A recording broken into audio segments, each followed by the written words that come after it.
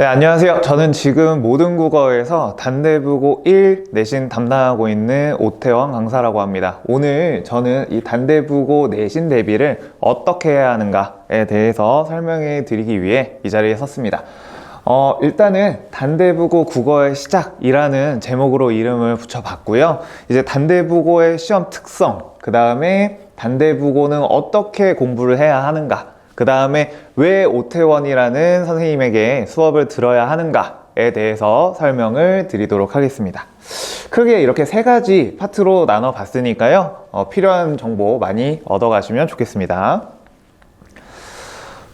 일단 단대부고 시험의 특징부터 말씀드리도록 하겠습니다. 일단은 단대부고 같은 경우에는 남고다 보니까 무조건 100점을 받아야 하는 학교입니다. 이 왜 무조건 100점을 받아야 하는 학교냐?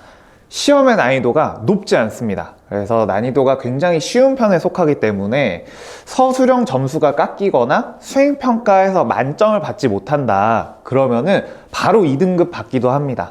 그래서 그만큼 난이도가 낮은 시험이기 때문에 무조건 100점을 목표로 공부를 해야 한다라는 거를 미리 말씀드리고 싶어요.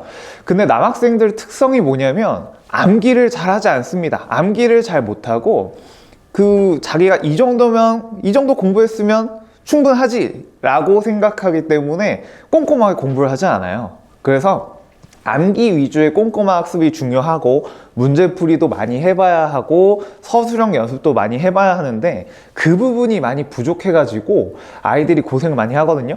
그래서 단대부고 같은 경우에는 일단 무조건 100점 맞는 걸 목표로 해야 한다 라고 생각해 주시면 좋을 것 같습니다.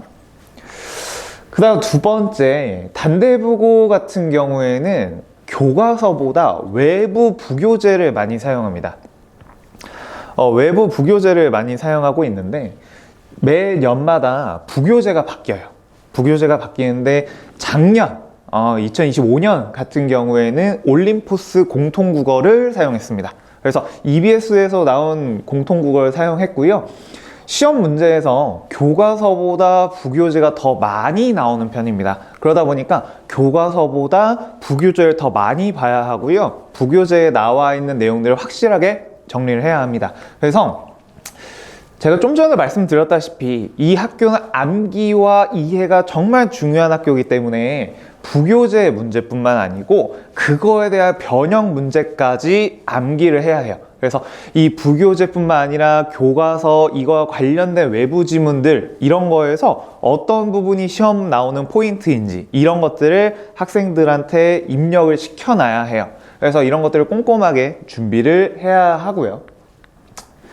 그 다음에 단대부고 같은 경우는 서술형이 있습니다. 물론 이 서술형이 아이들한테 굉장히 어렵게 느껴지고 그렇긴 하지만 서술형 비중이 높은 시험이에요. 그래서 조건이 많은 서술형 문항이 나오고 사고력을 요구하는 배점이 높은 서술형 문항들이 있습니다. 그래서 작년 시험 같은 경우에는 사자성어와 관련된 이야기를 물어보기도 하고요. 맞춤법이라거나 띄어쓰기, 부호 이런 것까지 엄격하게 채점한 학교입니다. 제가 좀 전에 이야기했듯이 정말 서술형에서 틀리면 안 돼요. 조금이라도 점수가 깎이면 안 되기 때문에 꼼꼼하게 준비를 해야 하는 학교입니다. 자, 그 다음에 단대부고 시험의 특징이라고 하면 가장 중요한 게 문법일 것 같아요. 다른 학교와 가장 큰 차이점이 나오는 부분이 뭐냐면 바로 이 문법입니다. 단대부고 같은 경우에는 제가 여기 왼쪽에다가 정리를 해놨고요. 타 학교 같은 경우에는 이렇게 정리를 해놨는데 다른 학교들은 이제 문법 시험 범위가 1년 내내 이 4개 단원이에요. 그러니까 의문의 변동, 그 다음에 문법 요소, 이 문법 요소에는 이제 높임이라거나 사동, 피동 이런 것들이 들어가 있고요. 한글 맞춤법, 그 다음에 중세문법, 우리가 좀 어려워하는 부분이죠. 이 4가지가 많이 나오는데요. 단대부고 같은 경우에는 이거를 떠나서 이건 당연히 나오고요. 여기 나오는 품사, 형태소, 어근접사, 문장 선문과 문장의 짜임 이런 것까지 나옵니다. 그러니까 이 단대부고 같은 경우에는 문법에 굉장히 힘을 줘야 하는 학교입니다. 그래서 비중이 높은 문법 문제인데 언어와 매체 전체 범위가 1학년 시험 범위에 나옵니다. 그래서 아이들이 공부를 할 게 생각보다 굉장히 많아요. 그리고 문법 문제가 꽤 까다롭게 나오는 학교입니다. 그래서 범위가 많을 뿐더러 내용도 어렵게 나오기 때문에 아이들이 전공자 수준의 내용까지 알고 있어야 해요. 그래서 특히 문법 같은 경우에는 시간의 흐름에 따라서 또 어떤 변화가 나타나는지 이런 것까지 아이들이 정리를 해야 하기 때문에 아이들한테 꽤나 어려운 문법 시험이 되지 않을까 생각을 합니다.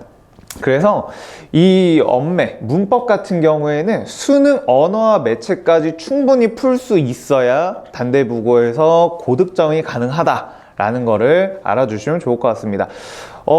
단대부고에서 문법을 많이 어렵게 내는 이유는 아마 그거일 것 같아요. 문학이 거의 교과서 아니면 뭐 부교재 거기에 나오는 단순한 내용 이해 암기를 위주로 낸다고 하면 문법 같은 경우에 아이들의 어떤 사고력이라거나 얘가 이 암기를 한 거를 올바르게 활용할 수 있나 이거를 물어보는 문제예요. 그러다 보니까 문법이 꽤나 어렵게 나온다라는 거 알아두시면 좋을 것 같습니다. 자, 그러면 이제 단대부고를 우리는 어떻게 대비해야 하는가에 대해서 설명을 해 드릴 건데요. 일단 독서 배경 지식이라거나 문학 개념어에 대한 확실한 이해는 기본이 되어 있어야 합니다. 아마 어머니들도 아시다시피 이번 겨울방학 동안 국어에 대해서 굉장히 많은 시간을 쓰셨을 것 같아요. 그래서 아마 이번 1학년 올라가는 겨울방학이 우리 아이들한테 가장 바쁘고 힘든 시간이었을 것 같은데 이 선지를 구성하는 방식이라거나 그 다음에 기출이 되는 패턴, 그 다음에 문학작품이라거나 뭐 비문학 지문 이런 것들을 봤을 때 출제 포인트가 어떻게 되나 이런 것들을 아이들이 빠르게 읽을 수 있어야 돼요.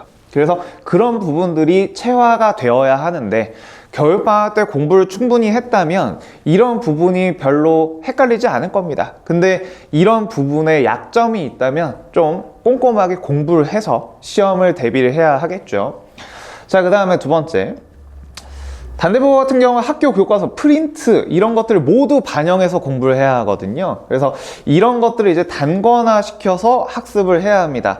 남학생들 이제 그 가방을 보시면 아시겠지만 학교에서 배운 프린트, 학교에서 나눠준 어떤 뭐 부교재라거나 이런 것들이 다 구겨져 있고요. 다 걸레짝이 돼 있습니다. 제가 지금 가르쳤던 학생들도 프린트를 가져오라고 하면은 막 구겨져 가지고 가져오고 그럽니다. 그래서 이 교과서라거나 프린트 이런 것들을 모두 반영해서 단권화를 시켜야 아이들이 공부하기 편한데 내용 필기라거나 이런 것들도 제가 다 아이들한테 가져오라고 하고 묶어 가지고 아이들한테 정리해 줍니다. 그래서 남학생들이 잘 못하는 그런 꼼꼼한 것들 제가 다 채워주고 있으니까 이런 것들을 좀 미리 준비를 해야 된다 라고 알아두시면 좋을 것 같아요. 그 다음에 외부 교재에서 출제한다고 했잖아요. 그러다 보니까 아이들한테 낯선 지문들이 꽤 많아요. 그러다 보니까 이거를 배경 지식들을 확실하게 잡아 놓는다면 아이들이 시험장에서 낯선 지문을 보더라도 충분히 잘 풀 수 있을 거다라고 생각합니다. 그래서 단대부고 같은 경우에는 일단 암기, 이해 이런 것도 중요하지만 기본기가 있어야 하는 시험이에요. 그래서 결국 고등학교 시험은 기본기가 얼마나 탄탄하냐의 싸움이기 때문에 이런 것들을 저희가 잘 준비를 해야 합니다. 자, 그리고 제가 좀 전에 말씀드렸다시피 단대부고 같은 경우에 문법이 굉장히 중요하다라고 말씀드렸는데요. 문법의 이해, 암기, 문제풀이까지 좀 확실하게 해야 합니다. 그래서 문법 같은 경우에는 개념보다 이해가 먼저예요. 그냥 단순히 그냥 막 암기 이런 거보다도 일단 이해를 해야 아이들이 암기를 하고 그래야 이제 문제 풀 때 옛날에 배웠던 것들을 다시 꺼내서 활용하기도 하고 이렇게 문제를 풀 수 있습니다. 그래서 매 주마다 암기를 하거나 테스트를 하거나 이런 걸 통해서 내가 지금 어떤 부분이 부족하지? 내가 지금 어떤 문법 부분을 완벽하게 이해를 했지? 이런 것들을 좀 확실하게 확인하는 그런 활동들을 한다면 문법에 좋은 점수 받을 수 있을 거라고 생각합니다.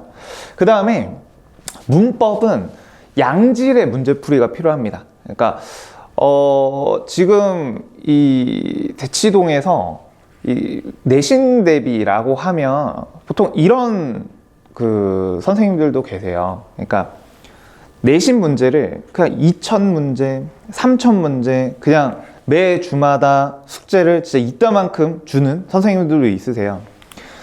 그걸 아이들이 완벽하게 다 풀 수 있나? 그리고 그 문제의 퀄리티가 어느 정도 될까? 라는 거를 생각해 보면 그 안에서도 오류의 그런 문제들이 굉장히 많거든요. 지금의 문법 개념과 좀 많이 달라져 있는 그런 문법 개념들도 많이 나와요. 그러다 보니까 아이들이 문제 풀다가 헷갈려 하고 그런 경우도 굉장히 많습니다.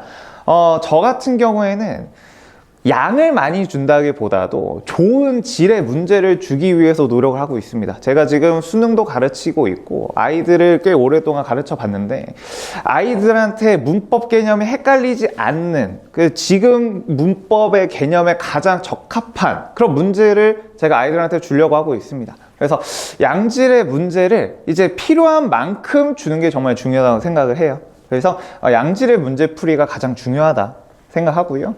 그 다음에 이제 고3 엄매 문제까지 풀 수 있어야 문법에서 만점 받을 수 있다라고 아까 말씀드렸던 그대로입니다. 그 다음에 단대국어 같은 경우에는 서술형이 나온다 그랬잖아요. 그래서 서술형을 좀 꼼꼼하게 해야 합니다. 어머니들, 이 아이들 글씨 보면 아시겠지만 얘네 시험장에서 이렇게 글씨를 쓰면은 이거 알아볼 수 있나? 선생님도 꽤나 고생하시겠는걸? 이런 생각을 하시게 됩니다. 그래서 일단은 아이들이랑 이제 서술형 문제를 풀고 이런 것들을 하면서 이제 본문에서 문제에서 물어보는 게 뭔가, 본문에서 어떤 단어를 찾아야 하는가, 이런 것들부터 연습을 하고요. 그 다음에 조건에 맞게 쓰도록 계속 제가 이렇게 피드백을 합니다. 서술형 문제 풀 때 어떻게 해라, 글씨를 어떻게 써라 부터 시작해가지고 문장 구조는 이렇게 써라 라는 것까지 제가 다 피드백을 합니다. 그래서 이렇게 피드백이 필요하다라는 걸 알아두시면 좋을 것 같습니다. 그러면 이 단대국어의 내신을 왜 오태원 선생님한테 들어야 하는가 라는 거에 대해서 설명해 드릴 건데요. 제 수업 소개를 먼저 하겠습니다. 일단 제 수업 같은 경우에는 아이들이 반드시 2번씩 옵니다. 반드시 2번씩 오는데 제가 직접 클린을 합니다. 그래서 제가 아이들을 그렇게 많이 받지도 않아요. 많이 받지도 않고 딱 제가 감당할 수 있을 만큼만 이렇게 그 아이들을 담당하고 있는데요. 매 주마다 2번씩 오게 되는데 한 번은 수업을 합니다. 수업 같은 경우에는 이제 3시간 수업을 하는데 매 수업 시간마다 내용들을 배우고 그날 배운 것들을 시험을 보게 될 거예요. 그래서 3시간 수업을 하고요. 그 다음에 클리닉 같은 경우에는 제가 평일이라거나 다른 날에 아이들을 한 번씩 부릅니다. 불러서 아마 1시간에서 2시간 정도 소요가 될 건데 그때 같은 경우에는 암기가 잘 되어 있나, 그 주 배웠던 것들 잘 이해했나, 그 다음에 좀 전에 말씀드렸던 서술형 그런 거에 대한 피드백들도 제가 클리닉 때 진행합니다. 그래서 아이들이 부족한 부분이라거나 수업을 못 따라가는 부분이라거나 이런 것들은 제가 클리닉 때 보충을 해서 아이들 좋은 성적 만들고 있다 라는 거 알아두시면 좋을 것 같고요. 남학생들의 마음을 누구보다 잘 아는 선생님인 것 같습니다. 제가 지금 가르치는 학생들이 지금 뭐 고1, 고2, 고3 다 학생들이 있는데 남학생들이 유독 저한테 많이 오더라고요. 제가 가르치는 학생들 중에 여학생들이 좀 적습니다. 남학생들이 좀 많은 편인데 이 남학생들이 이제 저를 좀 많이 졸졸 따라다닙니다. 그래서 뭐 제가 남학생들이랑 좀 편하게 지내는 것도 있는 것 같은데, 그래서 남학생들이나 누구보다 좀 마음을 잘 알아주는 선생님이다 라고 알아두시면 좋을 것 같아요. 어머니도 아시다시피 이제 고등학교 되면은 아들들이 말을 잘 안 듣습니다. 대화도 잘 안 통하고요. 어머니께서 너 숙제 안 했니? 이런 얘기를 하는 순간 이제 그 집안에서 이제 대화가 단절이 되죠. 그래서 그런 역할을 제가 하려고 합니다. 그래서 아이들한테 공부를 할 때 어떻게 해야 하고 뭐가 부족하니, 어떤 부분을 보충해야 하고, 이런 것들에 대해서 제가 직접 컨트롤 할 테니까 어머니 아버지께서는 가능하면 이제 집에서는 아이들에게 스트레스를 좀 덜 주시는 게 좋지 않을까 생각을 합니다. 자, 그 다음에 제가 클리닉 같은 경우에는 이제 개인별로 암기를 시킵니다. 개인별로 암기를 하고, 그 다음에 보충도 제가 아이들 미흡한 부분에 맞춰가지고 추가하고 있습니다. 그래서 놓치는 부분이라거나 놓치는 학생이 없는 그런 수업이다 라고 알아두시면 좋을 것 같고요. 제 수업 태도를 바꾸는 수업이다 이렇게 적어놨는데, 지금 이제 고2 올라가는 단대국어 학생이 이번 1학년 2학기 때 이제 저한테 수업을 들으러 온 학생이 있습니다. 근데 그 친구 어머니랑 제가 상담 전화를 몇 번 하면은 어머니께서 굉장히 만족을 하세요. 왜 만족을 하시냐?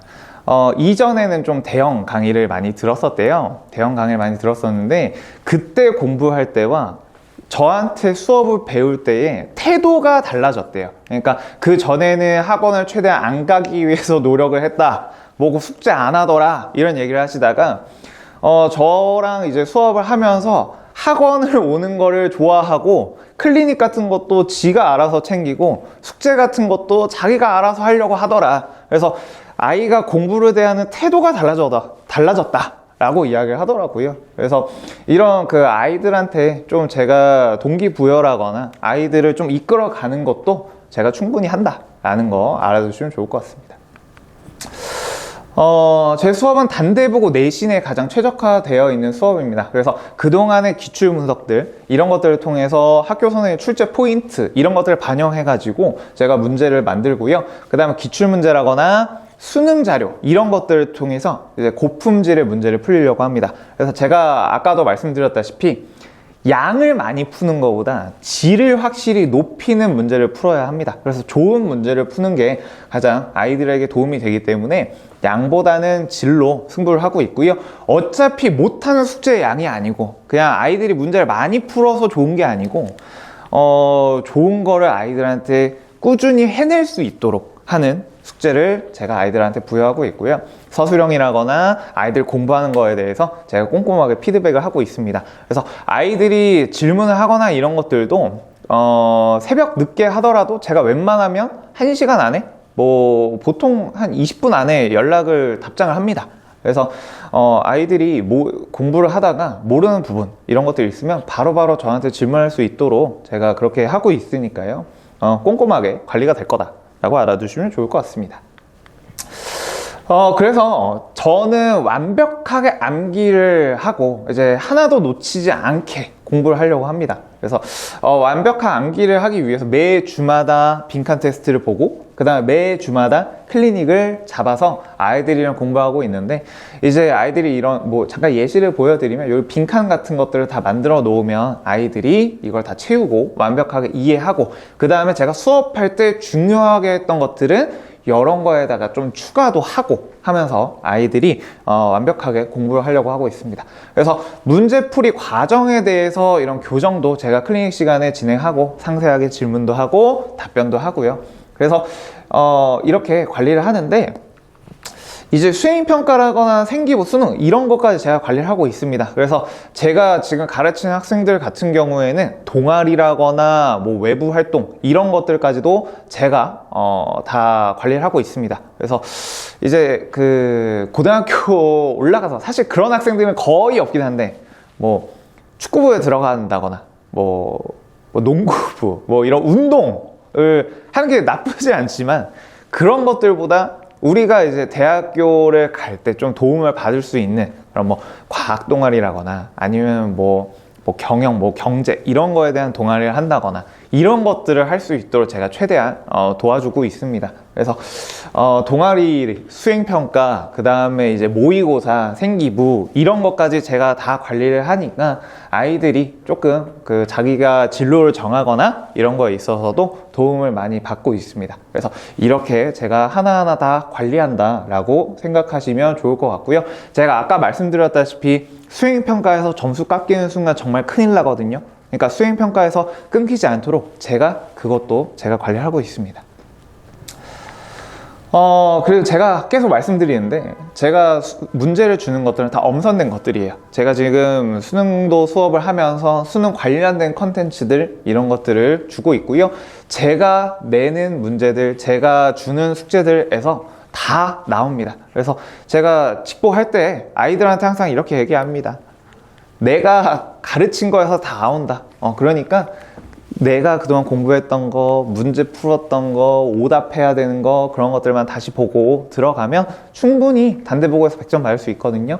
그러니까 저 믿고 아이들 잘 따라올 수 있도록 해주시면 좋을 것 같습니다. 그래서 학교 선생님의 출제 포인트 이런 것들을 반영해서 문제를 냈고, 그 다음에 기출문제라거나 수능 자료 이런 것들을 통해서 고품질의 문제를 풀리고 있습니다. 이거는 뭐 제 성과이면서 이제 아이들이 이제 제 수업을 어떻게 생각하나 이런 건데, 이제 전반적으로 제 수업에 만족한다 라는 내용들, 그 다음에 여기에는 이제 제 피드백들입니다. 제 수업에 대해서 아이들이 어떻게 생각하는가. 그래서 여기 보면 뭐 친절하고, 뭐 잘 보이실지 모르겠네요.